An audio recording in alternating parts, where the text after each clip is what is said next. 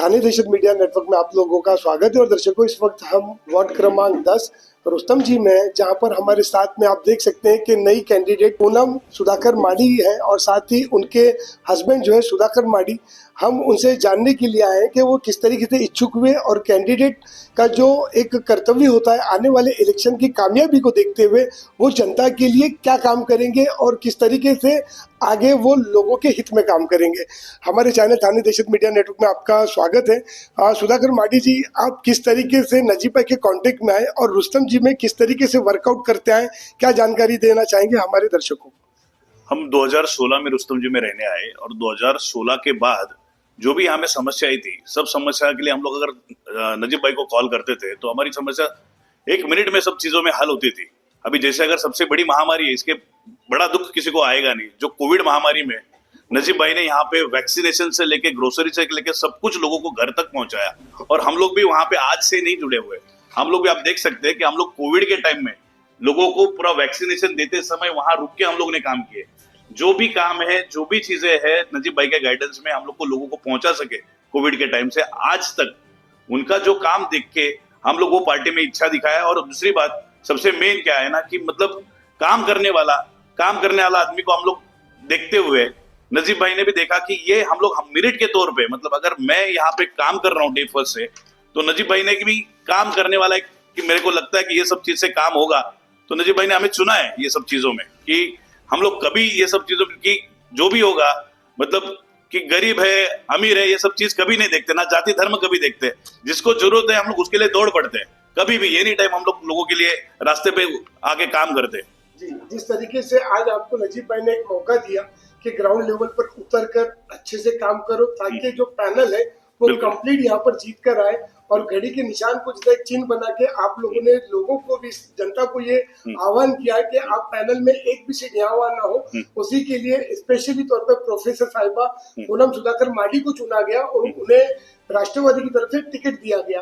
और आपकी कुछ ऐसी जो कारकर्दगी है रुस्तम जी से लेकर रापुड़ी के अंदर मंच के ऊपर, आपने जानकारी के मुताबिक हमें बताया कि कुछ मस्जिदों से भी रिलेटेड आपका वाबस्ता है, जैसा कि लोगों ने एक अफवाह उड़ाई है कि सुधाकर माडी और उनका परिवार हिंदू मुस्लिम करता है, उसके लिए क्या जानकारी? सर देखो कि मैं पेशे से खुद कंप्यूटर इंजीनियर हूँ, वाइफ मेरी प्रोफेसर है। हम लोग को बचपन से सिखाया गया कि सर्वधर्म समभाव, हम लोग सबको साथ में लेके चलने वाले लोग हैं। हमारी सोसाइटी में भी जो मतलब एक मुस्लिम हमारे भाई है, एक मोमिन कमेटी जो चलाती है, अब वो लोग मेरे खुद प्रचार कर रहे हैं, वो लोग मेरे साथ है आज। और दूसरी बात, कभी ऐसे जिंदगी में हम लोग ने किसी को ऐसे टारगेट करके नहीं चले कि धर्म को लेकर टारगेट करके। अगर ऐसा होता साहब कि मैं मेरे गांव से, जिस गांव से मैं आता हूँ खानदेश में, मैं हर रमजान में मेरे ताल्लुक ये रखा है कि 2022 से लेके आज तक मैं हर साल 20,000 रुपए का एक डोनेशन, एक छोटा डोनेशन में मेरे भाइयों को देता हूँ ताकि वो लोग एक साथ मिलके जुल के सब ये बनाए, ईद अच्छे से मनाए। और सबसे बड़ी बात मैं कहना चाहूंगा, गांव में जहां मेरी माँ खुद सरपंच है, मतलब 1963 में हमारा ग्राम पंचायत का स्थापित हुआ और उसके बाद से लेके आज तक वो लोगों को खुद को एक जमात खाना नहीं था।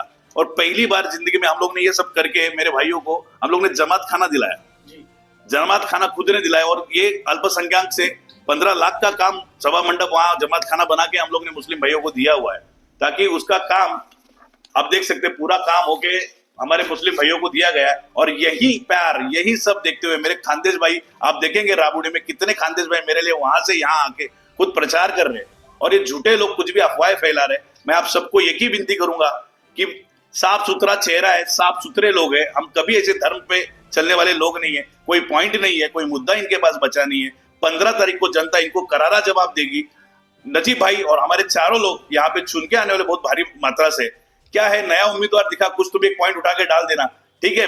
मगर मैं एक सोशल एक्टिव हूँ सब चीजों में, लेकिन वाइफ का तो उसमें कुछ रोल भी नहीं है। और दूसरी बात क्या है ना कि कभी अगर ऐसा कुछ होता तो हम लोग हमारे धर्म में और हमारे लोगों को, मुस्लिम भाइयों को, हम लोग ये सब चीज नहीं कर पाते। वो लोग 350 किलोमीटर से लेके आके आज राबुड़ी में प्रचार कर रहे हैं हमारे लिए सब चीजों में, ताकि हम लोग ये सबको, उनको भी एक गर्व है कि हमारा आदमी यहाँ आके चुन रहा है। वो सब ये रखते हुए लोगों में यही है कि ये जो भी फैला रहे अफवाह, ये साफ साफ झूठ है। अगर इनके पास कुछ भी ऐसे चीजों का अगर प्रूफ है तो ये कल हमारी सभा है, सभा में लेके आ जाइए।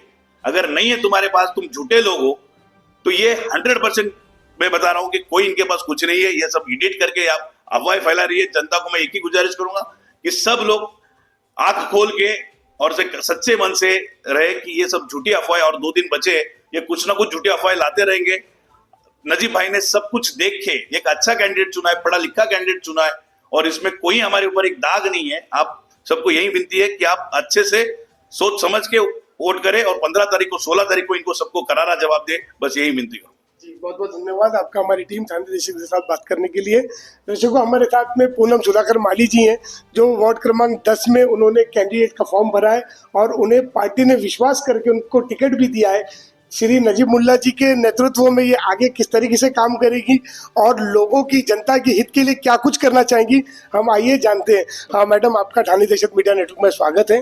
किस तरीके से आप काम करेगी, और सबसे पहले आप उस चीज को क्लियर करें जो लोगों ने एक इल्जामी तौर पर आपको निशाना बनाया। नमस्कार, सलाम अलैकुम। मैं प्रोफेसर पूनम सुधाकर माली। मुझे नजीब भाई और राष्ट्रवादी कांग्रेस ने 10 में से उम्मीदवारी दी है। मैं उनकी शुक्रगुजार हूँ। और जैसे मैंने कहा कि मैं पेशे से प्रोफेसर हूँ, मेरे इसमें आने वाले स्टूडेंट ही सर्वधर्म से होते हैं। मैं खुद राबोड़ी में मेरे कुछ स्टूडेंट्स हैं, तो ये तो हमने कभी उनमें भेदभाव नहीं किया कि ये हिंदू है, ये मुस्लिम है। हमारे लिए जैसे सब जनता होती है वैसे ही मेरे स्टूडेंट्स हैं, तो सबके लिए हमारा रवैया सेम ही होता है। तो ऐसी कोई बात ही नहीं है। और जब भी मैं राबोड़ी में, पंचगंगा में, आकाशगंगा में, कोड़ीवाड़ा में कैंपेनिंग के लिए घूम रही हूँ, तो वहाँ की भी जनता ने मुझे ऐसा नया फील नहीं करवाया। मैं भी उनको अपनी में ही लगती हूँ। कुछ लोगों को तो खानदेशी भावना आती है, तो वो मुझे बहुत अपने तरीके से अपना रहे हैं और मैं उनकी शुक्रगुजार हूँ। ये तो सिर्फ इलेक्शन का दौर है, कुछ अफवाहें फैलानी है, सामने वाले पे एलिगेशंस लगाने हैं, इसलिए ये सब बातें हो रही है। बट मुझे नहीं लगता कि वहाँ की जनता में ऐसा कोई भी यू कैन से फील है। ऐसे तो मुझे नहीं लग रहा है जब भी मैं ग्राउंड लेवल पे जा रही हूँ।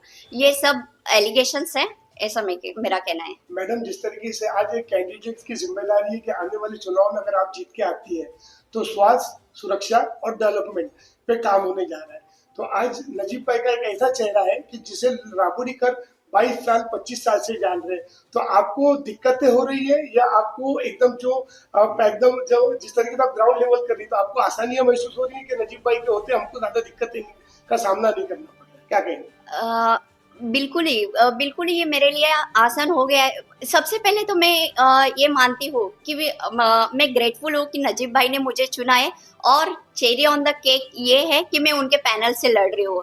तो वहीं पे मेरी लड़ाई बहुत आसान हो गई है। जब भी मैं कैंपेनिंग के लिए जाती हूँ तो लोग यही सोचते हैं कि यस, नजीब भाई ने इसको चुना है, इसका मतलब कुछ तो खास इसमें जरूर होगा, तभी चुना है।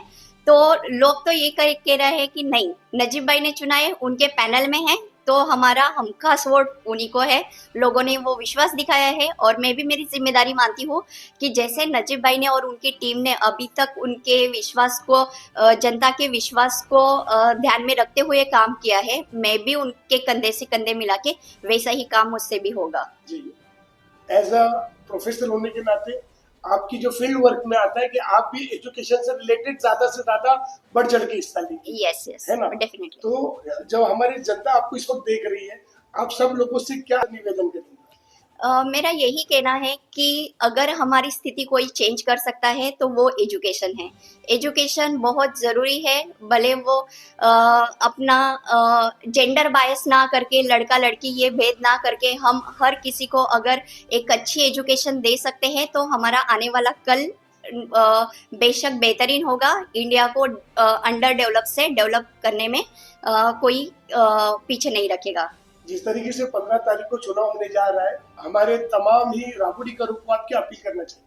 मैं सबसे यही अनुवादन करना चाहूंगी कि अभी तक आपने जो प्यार, सम्मान और जो विश्वास नजीब भाई और उनकी टीम पे दिखाया है, वही विश्वास आप इस आने वाले चुनाव में दिखाएंगे, उससे भी ज्यादा बेहतर दिखाएंगे। और हमारी पूरी टीम को आप बहुमूल्य आपके मत से बहुत जितवाएंगे। हमारा चिन्ह है घड़ी, इस टाइम पे वक्त है बदलने का।